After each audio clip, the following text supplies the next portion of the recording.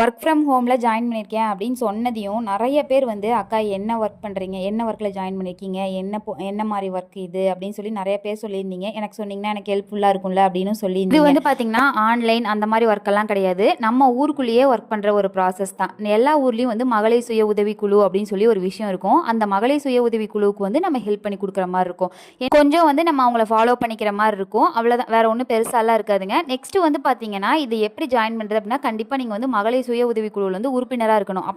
அப்பனாதான் உங்களுக்கு வந்து இந்த மாதிரி ஒரு ஒர்க் வருது. நிறைய ஒர்க் இருக்குது இதுலேயே. பிசின்னு ஒரு போஸ்டிங் இருக்குது, புக் கீப்பர்னு ஒரு போஸ்டிங் இருக்குது, சிஎஸ்டின்னு ஒரு வேலை இருக்குது. இன்றைக்கி வந்து நான் வந்து சிஎஸ்டி அப்படிங்கிற வேலையில் தான் வந்து ஜாயின் பண்ணியிருக்கேன். இதுக்கு வந்து மகளிர் சுய உதவிக்குழுவில் நீங்கள் உறுப்பினராக இருக்கணும். நம்ம வந்து ஃபுல்லாக ஒர்க் பண்ணுறது வந்து கவர்மெண்ட் ப்ராஜெக்டில் தான் ஒர்க் பண்ணுவோம். ஆனால் வந்து நம்ம ஒர்க் பண்ணுறது கவர்மெண்ட் ஒர்க் கிடையாது. இந்த மகளிர் சுய உதவிக்குழு வந்து எப்படி ஓப்பன் பண்ணுறது எனக்கு தெரியலக்கா அப்படின்னா கீழே கமெண்ட்டில் சொல்லுங்கள். கண்டிப்பாக வந்து டீட்டெயில்டாக லாங் வீடியோவில் ஷேர் பண்ணுறேன். உங்கள் ஒவ்வொருத்துக்கும் ஹெல்ப்ஃபுல்லாக இருக்கும். வீடியோ